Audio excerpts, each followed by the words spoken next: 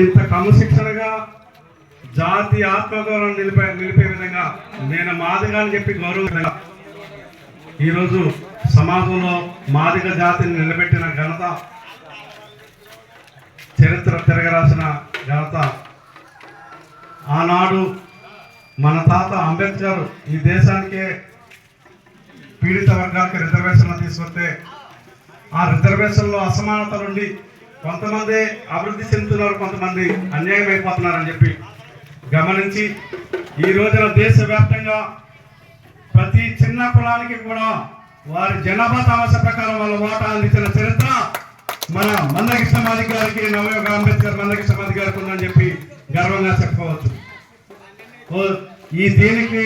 ఉపయోగపడుతూ మనం ఎప్పుడు మీటింగ్కి వెళ్తానన్నా మన శ్రేయోభిలాషులందరూ కూడా మన ఆర్థికంగాని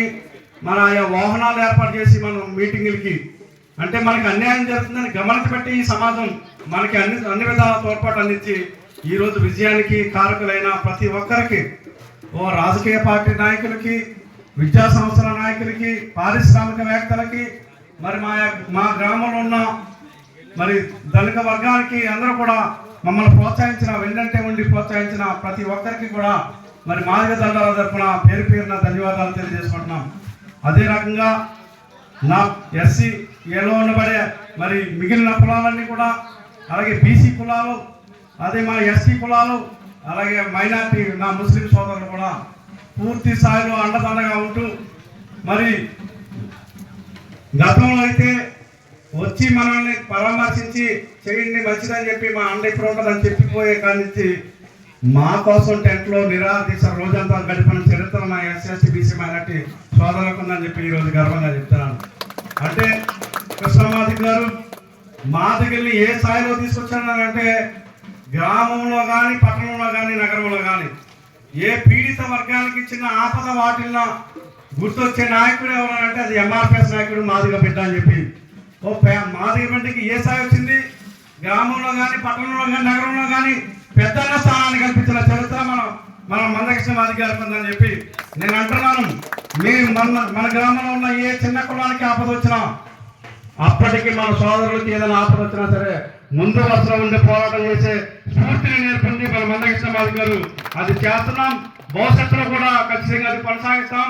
ఎవరికి ఏ ఆపద వచ్చినా సొంత కులం లేటుగా అవుతుందేమో కానీ క్షణాల మీద అక్కడ ఉండే చరిత్ర మాకున్నదని చెప్పి ఈ సందర్భంగా మేము గర్వంగా చెప్పుకుంటున్నాం. ఇది మందకృష్ణ మాదిగ గారు ఇచ్చిన స్ఫూర్తి అని చెప్పి ఆయన అంబేద్కర్ దృక్పథంతో, పూలే గారి దృక్పథంతో, కాంశీరామ్ గారి దృక్పథంతో ఆయన ముందుకెళ్తున్న చరిత్ర ఉంది కాబట్టి అణగారిన వర్గాలన్నింటినీ ఏకం చేసుకుని భవిష్యత్తులో మేము రాజ్యాధికారం దిశగా మేము పయనించబోతున్నామని, ఆ రాజ్యాధికారం దిశగా వెళ్ళేటప్పుడే ఖచ్చితంగా ఇప్పుడు ఏ పార్టీలు అయితే మనకి అండగా నిలబడ్డాయి, ఏ పార్టీ అండగా నిలబడలేదు కూడా మనం బేరీ చేసుకోవాల్సిన అవసరం మన మీద ఉందని చెప్పి ఎందుకంటున్నానంటే మరి ఆయన తండ్రి రాజశేఖర రెడ్డి గారు బతుకుంటే ఒకలా ఉండను, కానీ ఆయన మాకు ఆగిపోయిన వర్గీకరణ అంశాన్ని మరి బహిరంగ వేదిక మీదకి వచ్చి కమిషన్ ఉసామేర కమిషన్ వేయిస్తానని మాట ఇచ్చి కమిషన్ వేయించి కమిషన్ రిపోర్ట్ వచ్చిన తర్వాత అఖిల పక్షాన్ని ఢిల్లీకి తీసుకెళ్లి కేంద్రం మీద ఒత్తిడి తీసుకొచ్చిన చరిత్ర వైఎస్ రాజశేఖర రెడ్డి గారికి ఉందని చెప్పి ఆయన ఎందుకు మేము ఇప్పుడు ఈ సమయంలో మేము స్మరించుకుంటామో దివంగత నేతనే కానీ మరి ఆయన పుత్రుడు జగన్మోహన్ రెడ్డి గారు ఆయన ఆశయాన్ని నెరవేర్తామని చెప్పి పార్టీ పెట్టి మరి ఆయన ముఖ్యమంత్రి అయ్యి మరి కానీ మాకు మాత్రం అన్యాయం చేశారని మేము చెప్పగలుగుతున్నాం. ఎందుకంటున్నామంటే ఆయన ఎంపీగా ఉన్నప్పుడు మాకు లేఖ ఇచ్చాడు వర్గీకరణ సమర్థిస్తూ. ఆయన పార్టీ పెట్టి మొదటి ప్లేనరీలో ఎస్సీ వర్గీకరణకి మరి తీర్మానం చేస్తాడు, ఎస్సీ వర్గీకరణ చేస్తానని చెప్పి అధికారంలో వస్తానంటే. అదేవిధంగా వీరప్ప మొయిలీ గారికి కేంద్ర న్యాయశాఖ మంత్రి వీరప్ప మొయిలీ గారికి లేఖ ఇస్తుంటే కృష్ణన్న గారిని పిలుచుకుని మరి ఆయనతో పాటు వెంకటరామరెడ్డి గారు కూడా సంఘం పెట్టిన చరిత్ర జగన్మోహన్ రెడ్డి గారికి ఉంది. కానీ మరి ఆయన రాను ఎందుకు మాట్లాడడం తెలియదు, కానీ ముఖ్యమంత్రి అయిన తర్వాత మా ఊపిరైన ఎస్సీ వర్గీకరణ తీసేసే ప్రయత్నం మరి ఎందుకు చేశాడో తెలియదు, నిండా సమయంలో చేయడం జరిగింది. ఇది వర్గీకరణ చదవదు, కోర్టు కొట్టేస్తుందని తెలిసి ఓటు బ్యాంకు కోసం కేవలం ఈ పెద్ద మనిషి నారా చంద్రబాబు నాయుడు తీసుకెళ్తున్న మహాజాత్రనే తప్ప ఇది చదవదని చెప్పి ఆయన అసెంబ్లీలో మాట్లాడడం అంటే మా ఊపిరి తీయడం అని చెప్పి ఈ అన్ని మేము చదువుతుంటే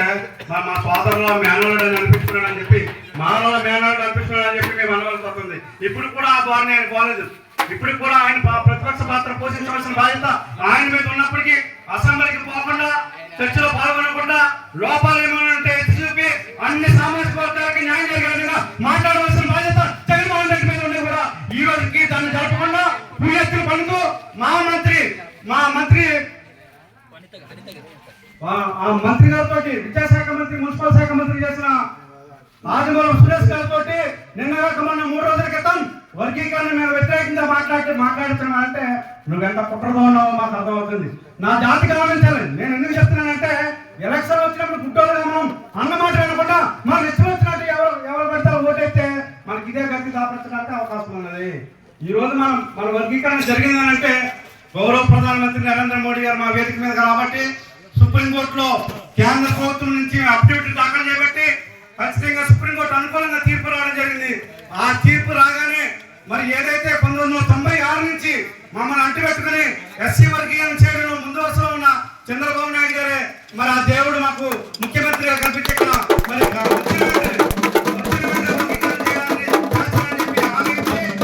ఎన్నికల సమయంలో బహిరంగంగా ఏ రోజు కూడా వర్గీకరణ వ్యతిరేకంగా మాట్లాడినా రోజేది కూడా ఖచ్చితంగా చంద్రబాబు నాయుడు గారికి లేదని చెప్పి మరి ఈరోజు స్పష్టంగా మనం మాట్లాడుకోవాలి. మనం ఏదైతే జరిగిందో దాన్ని మాట్లాడకపోతే భావితరాల భవిష్యత్తుకి మనం సరైన సంకేతాలు పంపడంలో అవుతాం. రేపొద్దున భవిష్యత్తులో ఇబ్బందికరంగా మాట్లాడుకోవడం అవకాశం ఉంటుందని నేను ఒక పార్టీని పొగుడుతూ ఒక పార్టీని తక్కువ చేయడం లేదు. ఇక్కడ జరిగిన వాస్తవాల మీద నేను మాట్లాడుతున్నాను. ఈ బీజేపీని నేను ప్రధానమంత్రిగా గొప్పగా చెప్పాల్సిన అవసరం ఉంది. ఖచ్చితంగా అది జరిగింది కాబట్టి ఇప్పటికీ ఒక్కసారి కూడా మనకు వ్యతిరేకంగా మాట్లాడినా మధ్యలో కొన్ని తప్పుదాలు జరిగితే జరగచ్చు, కానీ పశ్చాత్తాపంతో ముందుకు వచ్చి కృష్ణ నేను చేస్తాను నన్ను నమ్ము అని మళ్ళీ ముందుకు వచ్చి మన ఎలక్షన్ మేనిఫెస్టోలో పెట్టి ఖచ్చితంగా సుప్రీంకోర్టు తీర్పు రాగానే చేస్తానని చెప్పి ఒక బహిరంగ సభలో ఉన్నప్పుడు అక్కడి నుంచే ఆయన చెప్పడం పార్టీ ఎన్నికల సమయంలో కూడా 3 పార్టీలతో పోటీ పడుతూ పనిచేస్తున్న సమస్య ఏదైనా ఉంటాయి.